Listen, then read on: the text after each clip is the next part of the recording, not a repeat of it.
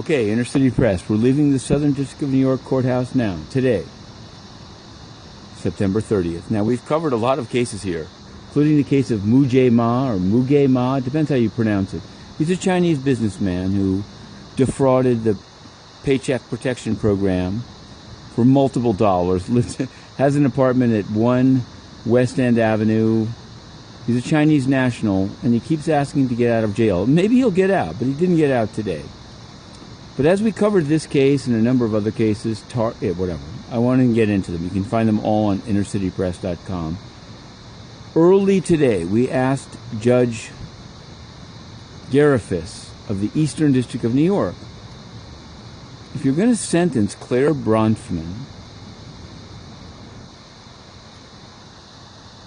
why not have a phone line like everyone has, including cases that nobody calls into? Hundreds of cases here in the Southern District of New York, hundreds of cases in the Eastern District of New York.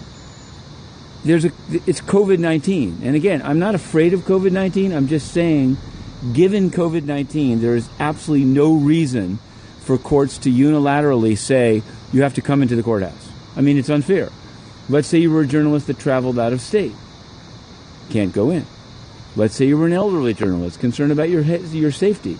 So why would a judge say that the only way that you could live cover this sentencing would be to go into the courthouse? I have absolutely no idea. So I filed a request, but it was denied. But to his credit, to be fair, it was docketed and denied. Not with any reasoning, except to say that there are ways that it could be covered. Of course, there are ways that could be covered, but it excludes many people that would have covered it. And sadly, and I say this, I'm not looking for a fight with anyone, but those who went in, nobody live tweeted it. I don't know.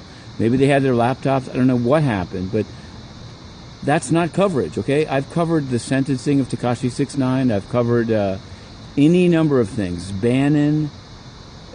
Live coverage is not waiting 5 hours and then writing a story. That's all fine and good, and I respect the serious journalists who do it that way, but, that's... Basically, he precluded live coverage, thinking perhaps, I don't want to speculate. I'm going to leave it there. I like Judge Garaufis. Let me be fair. I live tweeted one of his proceedings with a co-defendant of the lottery lawyer, and he's great. This guy is like gold. All right, he was like sparking truth. So it's not that it's not an ideological thing. Maybe it's an age thing, a platform thing. I don't know.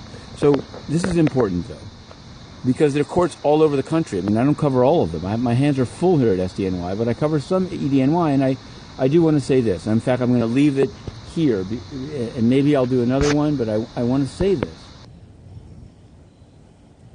Number one, this should be easy.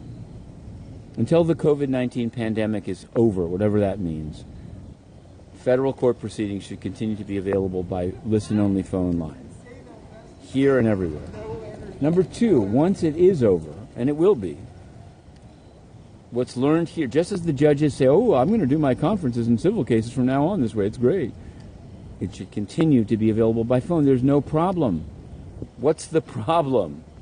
It's like a problem in search of a solution, or a solution in search of a problem. So Inner City Press at SDNY Live, but maybe at EDNY Live. I don't know. Is it needed? Why didn't anyone else fight for that? There's some just structural conflicts of interest in the media. But that said, I'm going to end it here in this way. Court proceedings. I say federal because it's easier. It's 50 states. Federal court proceedings should be available by listen-only phone line henceforth. To be continued.